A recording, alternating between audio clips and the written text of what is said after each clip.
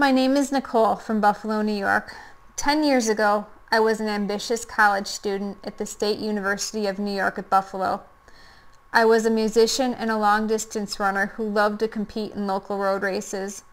I grew up living a relatively normal life with my family in suburban Western New York.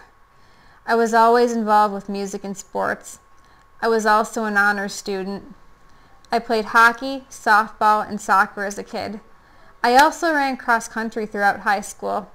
I was a two-time MVP for the varsity cross country team, as well as a captain my junior and senior years. My dream in life was a career in law enforcement, but for reasons completely beyond my control, that wouldn't happen. I suddenly began showing symptoms of a little-known disorder called dystonia. I'm here to let you know this disorder of the brain is real, it's debilitating, and it's scary. People need to know what dystonia sufferers go through, and awareness needs to get out to the general public in order for any scientific progress to take place. In 2003, I woke up with a painful cramp in my foot that eventually locked my entire foot and ankle into spasm. I couldn't walk without crutches for several months. It wasn't until nearly a year later I learned from amazing doctors at the Jacobs Neurological Institute that I had primary generalized dystonia. I learned that it was progressive, especially if it started in the foot. I also learned that there was no cure for this. I had to take leave from both my part-time job and undergraduate studies until my neurologist found an appropriate combination of medications to help my symptoms.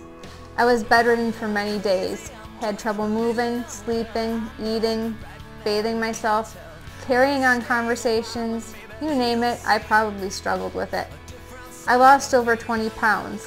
That misled many healthcare professionals to believe I had an eating disorder. The real problem was that my body was just burning calories 24/7. After being medicated properly, I started running again and went back to school and work, but not without facing adversity. The medications altered my concentration, and the dystonia still made it impossible for me to take my own notes in class. 5.5 years after starting college, I graduated Phi Beta Kappa from the University at Buffalo. I had a hard time finding a job due to my illness, but it eventually happened, and I'm doing okay. In 2008, the dystonic contractions became so awful that I had to take drastic measures. I was evaluated, approved for, and eventually underwent an invasive brain surgery called deep brain stimulation. This all occurred at Strong Memorial Hospital in Rochester, New York. I was awake for 6 hours of drilling, as well as a neurosurgeon probing deep into my brain. This last resort treatment saved my life. I have 8 electrodes in my brain that connect to 2 generators in my chest. The generators help control the part of my brain that's malfunctioning, and it really helps. Having had deep brain stimulation, I know I've received the best treatment for dystonia available. Now, as a battery-operated human being of nearly 5 years, checking to make sure my implantable pulse generators are functioning properly is a routine part of life. Since then, the quality of my life has improved drastically. I've been able to maintain a full-time job and also coach in a not-for-profit running program for young girls. I also got married nearly 3 years ago. That's something I never thought would happen. Dystonia can still take over at any time, affecting not just me but those around me.